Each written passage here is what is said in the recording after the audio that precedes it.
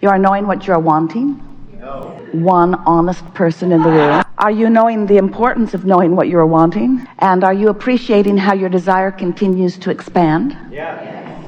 And are you appreciating how, as your desire expands, that often you're not up to speed with it, not right away, but that is your work, to hatch a desire and then align with it. We have enjoyed this interaction immensely. That's pretty much it, isn't it? Because life causes you to identify your preferences. And when you do, you emanate a vibrational predecessor to manifestation. We've been calling it a rocket of desire. Do you know that you are vibrational beings? Do you understand, or are you beginning to understand the power of your thought? Do you know that the thoughts that you think are carving out passageways? That you are literally making paths toward future manifestations? But the path that you are on right now, while you're feeling whatever emotion you're feeling while you're on this path, is letting you know what the manifestation is going to feel like when you reach it. We've enjoyed this interaction immensely. Well, that really is what the creative process is, because as you stand in your now, whatever you are giving your attention to is causing you to offer a vibration. And while most humans do not understand the power of those vibrational offerings, we are wanting you to know that the vibrations that you are offering as a result of the thoughts that you are thinking right now, whether it's remembering something or focusing on something in your now or imagining it, the thought that you have generated with the power of your focus is causing a vibrational movement that is, we're not kidding you at all, carving out a path, a pathway. We call it the path of least resistance. You carve it out by your attention to it. So when you give your attention to something for as little as 17 seconds, there's not much momentum in that thought, not much carving out of that pathway. But once you cross the 17-second mark, now that thought is joined with other thoughts. You could say the momentum increases. And now the thought is more powerful, and the carving out the pathway is more powerful. Maintain that for another 17 seconds, and still more momentum and more powerful carving out of a pathway that is leading you to a potential manifestation. Cross the 68-second mark, which is just 4 times 17. What happens is there is now enough momentum going that you are pretty much committed for now to that train of thought. A belief is just a practiced thought. A belief is just a thought that you think often. So the beliefs that you hold have carved out pathways that make evidence of those beliefs come to you. Most humans say, oh, wait a minute, Abraham, you have it backwards, because I saw it and that's why I believed it. And we say, we know it seems like that because there are plenty of things for you to observe. And when you begin to catalog them and pigeonhole them, you come to believing in them. But you are the creator of these pathways. And these pathways are the pathways, that was very clever, to the future manifestations. We want you to realize that you have open pathways to things wanted and not wanted. And we would like to help you to gain creative control of your pathways. We would like you to become a deliberate thinker. But in order to do that, you have to understand how the process works. Over the years, we've offered a lot of different analogies to help you get your thoughts around this vibrational world, because you live in a very see it, hear it, smell it, taste it, touch it world. And what you translate with your physical senses is so satisfying to you, you're really, at least in the beginning, not that excited to hear about the vibrational world that really is what is happening. So we explain to you that your emotions help you to know what your vibrational frequency is. But it's not just what your frequency is. It's not just what your vibrational offering and therefore rendezvousing with things like it is. It's your vibrational frequency in relationship with the frequency of your true heart, with the frequency of your true desire, with the frequency of your most expanded beingness, with the frequency of the source within you. So we want you to realize that because of the frequency, the vibrational attitude, you could say, or mood, of the source within you. When you feel anger towards someone, you launch a rocket of more love, because every subject is really two subjects, wanted and lack of it. That's the way this entire universe is. Whenever you know what you don't want, you know more clearly what you do want. And whenever you know what you do want, you know more clearly what you don't want. So what deliberate creation is identifying the difference between wanted and unwanted, and then focusing in the direction of wanted. That really is the simplest example of what deliberate creating is. When you are in a moment of feeling passion, you are so in sync with that part of you that there is no vibrational gap. You are tuned in, tapped in, turned on to that source energy. And the whole of you is focused in this moment, having this conversation, having this experience. When you feel the emptiness of an emotion like anger or fear or depression, when you feel discouragement or even a lighter negative emotion like overwhelmment, those emotions indicate that you're not in perfect sync with who you are. There is a vibrational variance that you are translating through your emotional center. That's how you can most know the existence of that larger part of you, and you're in this moment vibrational relationship with that larger part of you.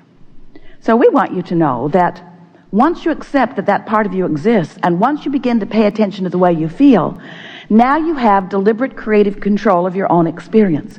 Now you can, we're not kidding you at all, now you can have deliberate control of your own experience. Expansion is happening. Your own expansion is happening. Not for expansion of the universe are we delighted about your willingness to understand this, but for the deliberateness of capturing your own moment by moment joyous experience.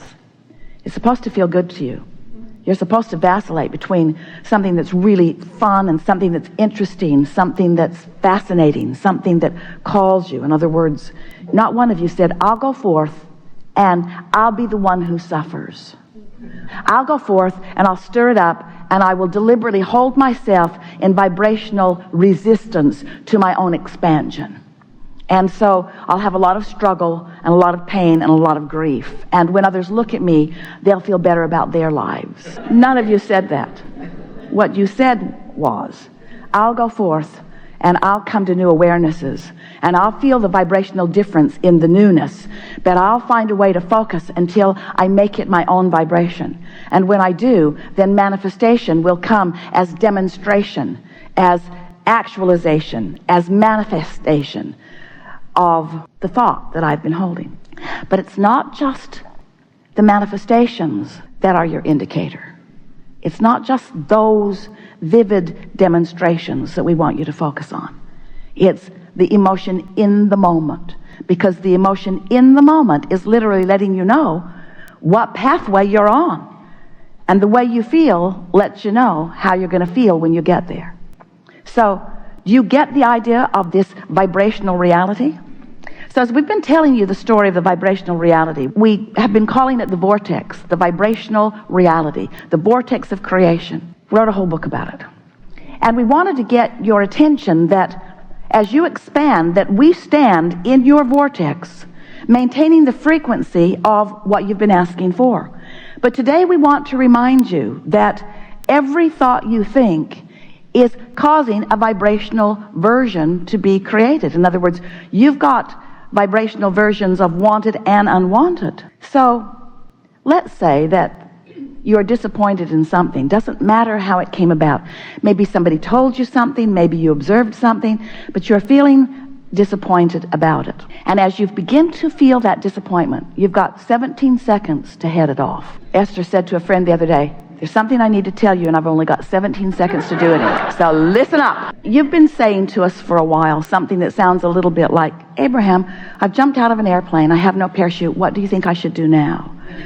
And we say, hang on, it'll be over in a little bit. Because there's a momentum that is underway, that there is not a likely action that you're going to find that's going to change the direction of your free fall. So a similar thing happens when you get this thought momentum going. So let's say that you have this thought, and with this thought comes this feeling, but you're not queued up, you're not determined yet, you're not really wanting yet to maintain control of your thought. And so you just let the thought unfold. And as it does, you add more to it. Law of attraction actually adds more to it. You begin to remember other things like it.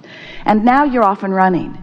And now you've crossed the 68-second point, and so it seems logical to you that you should call someone to discuss this with them. And you know exactly who to call, don't you? You know who to call. So you call that person who lets you vent and who often has insightful, equal things to say in return. So now you've really got good momentum going on this unwanted thing. We just want to point out to you that that's what carving that pathway is. Been telling the story of some pipes in Texas that help a pond function.